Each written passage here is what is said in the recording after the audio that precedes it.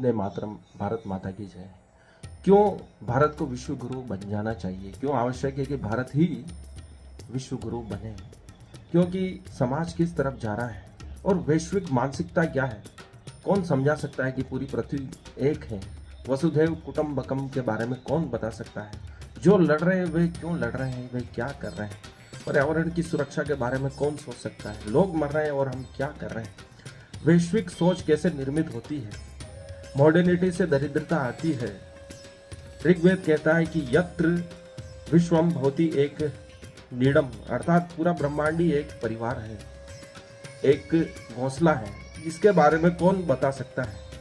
वैश्विक व्यक्तित्व के निर्माण के बारे में कौन जानकारी दे सकता है? ज्ञान जो विश्व के लिए ज्ञान, मानवता के लिए ज्ञान, बहुस्याय प्रजाएं, सब कुछ वही है। यह ज्ञान कौन दे सकता है? कौन विचार है जो हर समय युद्ध करवा रहा है और उसको कौन रोक सकता है? स्पार्टाकस के नाम को हमने सभी ने सुना है। स्पार्टा बनाने के लिए उनको भूखा रखा जाता था। उन योद्धाओं को कुपोषित रखा जाता था ताकि वे जीवन संघर्ष के लिए लगातार लड़ते रहें। वे उन चीज़ों की खोज कर सकें जो उन्हें प्रेरित रख सके, उन्हें आलसी न बनाए। वंदे मातरम। भारत माता की जय। हमने 300 फिल्म्स अधिकतर लोगों ने देखी होगी। उसमें स्पार्टा को जब बचपन से ही तैयार किया जाता है तो उन बच्चों को कुपोषित रखा जाता है और एक ब्रेड का टुकड़ा रखकर 4-5 बच्चों को उसके लिए युद्ध करवाया जाता है कि कौन उसे जीत सकता है। कुपोषित रखकर उनको जीवन संघर्ष के लिए प्रेरित किया जाता है कि वे जीवन के लिए हमेशा संघर्ष करते रहें। इस प्रकार वे एक महान योद्धा बनने की प्रोसेस में आ जाते थे। यह विदेशी लोगों की सोच है। वहीं हमारे ऋषि प्रकृति का संतुलन बना रहे, समाज व्यवस्थित चलता रहे, उसके लिए स्वयं जंगल में रहते थे और जो भी आम लोग या प्रजाजन प्रदूषण करते थे या कोई भी कार्य करते थे तो उस प्रदूषण को नष्ट करने के लिए यज्ञ करते थे।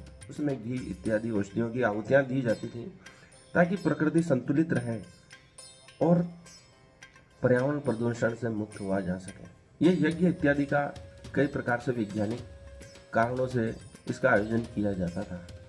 उसके ऊपर रिसर्च होना अभी पूरी बाकी है। हम उसे यूं ही अंधविश्वास कहकर टाल नहीं सकते हैं क्योंकि हजारों लाखों वर्षों का हमारा इतिहास रहा है और कई हजारों वर्षों तक, लाखों वर्षों तक भारत में शांति व्यवस्था बनी रही है, पर्यावरण संतुलन बना रहा है। विभिन्न प्रकार का जैव संतुलन जंगल में, प्रकृति में देखने को जो मिलता है, भारतीयों की सोच और सभी को एक साथ रखने की सोच का ही परिणाम है। जैन मुनि यदि अहिंसा का पालन करता है तो वह किसी भी जीव को कष्ट नहीं देने का भाव अपने मन में रखता है। एक चींटी को भी हम पाँव में आने से बचाते हैं कि उसे दूर रख देते हैं।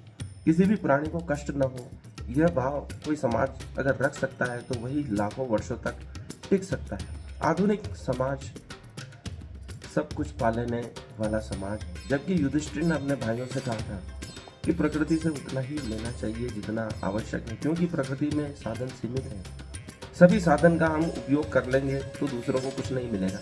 यदि ऐसी कोई सोच समाज रख सकता है, कोई समाज रख सकता है, वही निरंतर टिका रह सकता है। सभी कुछ एक ही समाज, एक ही वर्ग, एक ही राष्ट्र प्राप्त कर लेना चाहता है तो वह संघर्ष कभी समाप्त नहीं होगा। सभी एक साथ रह सकें, प्रजातंत्र का जो भाव है वह भारत में ही विकसित हुआ है।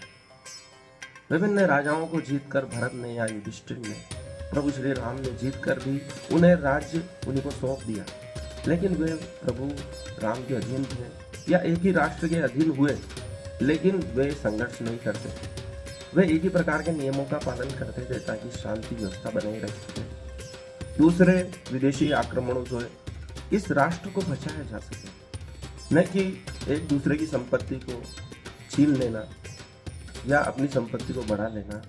अपनी संपत्ति को बढ़ा लेना, दूसरों को गरीब कर देना, ये भाव भारत में कभी नहीं रहा है।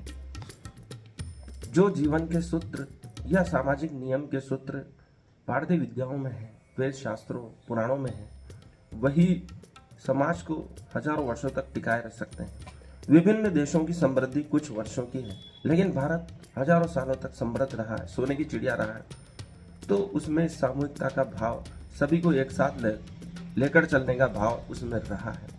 यही भाव अगर आधुनिक समाज रख सकता है। लेकिन विदेशी जो विद्वान हुए उन्होंने कहा कि हम भारतीयों की सोच तक कभी नहीं पहुंच पाएंगे, क्योंकि उनकी इतनी समृद्ध सोच है कि उनके सामने हमारा जो विज्ञान है, सभ्यता है, वो एक बच्चा के समान है जो अभी विकसित होना बाकी है, जो आपस में लड़ रहे हैं और एक दूसरे की शक्तियाँ संसाधन छीन रहे हैं। ये एक बालपन का भाव है, बचपन के भाव है, जो कभी किसी समाज को शांतिपूर्ण ढंग से रहने नहीं दे सकता है। क्योंकि दूसरों के संसाधन पर कब्जा कर लेना, दूसरे राष्ट्रों पर कब्जा कर लेना एक टिकाऊ शांति व्यवस्था उत्पन्न नहीं कर सकता है। जो जहाँ है उनको वैसे ही रहने दिया जाए, शांतिपूर्ण रहने दिया, उनके अस्तित्व को स्वीकार किया जाए। सांस्कृतिक सापेक्षवाद को स्वीकार किया जाए कि जो जहाँ है उनको स्वीकार करें, उनकी परंपराओं को हम स्वीकार करें, उनकी रीति नीति देश काल खंड के अनुसार जो भी है उनको सम्मान पूर्वक आदर देते हुए स्वीकार कर लिया जाए। तभी एक समूचे विश्व में शांति व्यवस्था रह सकती है।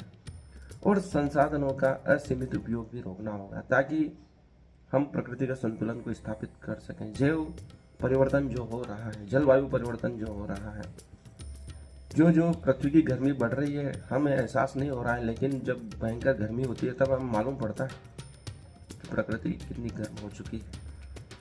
उसी का एक ही उपाय है, हम साधनों का सीमित उपयोग करें, पेड़ पौधे अधिक लगाएं, सार्वजनिक वाहनों का अधिकतम उपयोग करें। हर कोई वाहन 2 व्हीलर 4 व्हीलर जेट विमान हेलीकॉप्टर तक खरीदने का विचार कर रहा है, स्वयं के जेट हो इत्यादि जो विचार है। इस रोड को और जाम और भविष्य में इस आकाश मार्ग को भी जाम करने वाला है। इस अंधी दौड़ में कोई सुखद परिणाम नहीं आने वाला है। जो 5 मिनट की यात्रा है वो 2-2 घंटे में हो रही है, सबके पास वाहन होते हुए भी कि इस कारण से कि मैं जल्दी पहुंच जाऊंगा, कभी जल्दी नहीं पहुंच रहा है।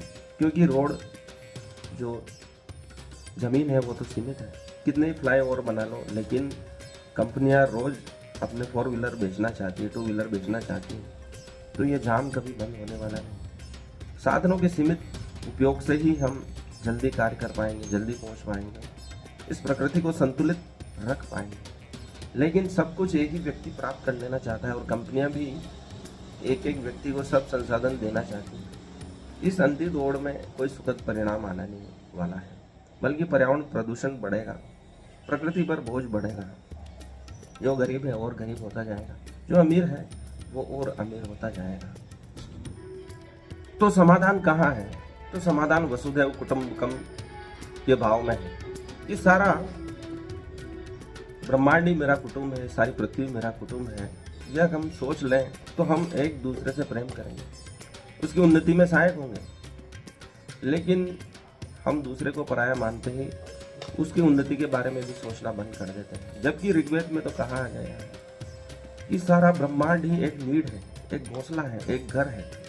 तो हम इस पूरे ब्रह्मांड के बारे में भी सोच सकते हैं कि उसके संतुलन की बात कर सकते हैं, उसकी सुरक्षा की बात कर सकते हैं, उसके विनाश के बारे में सोच सकते हैं।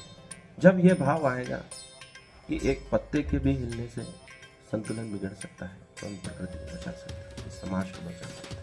धन्यवाद।